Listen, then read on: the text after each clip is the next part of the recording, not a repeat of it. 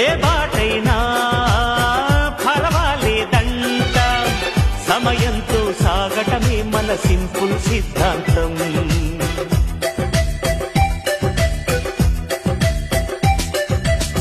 చిరుగాలికి పరిమళమిచ్చే సిరిమల్లెల వనమై ఉందాం, గగనాన్ని నేలను కలిపే హరివిల్లుల వంతెన అవుదా.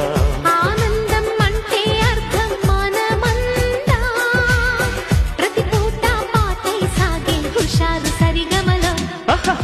ఎన్నో ఎన్నో రాగాలుండే సంగీతం కాదా, చల్లకి నవ్వులకే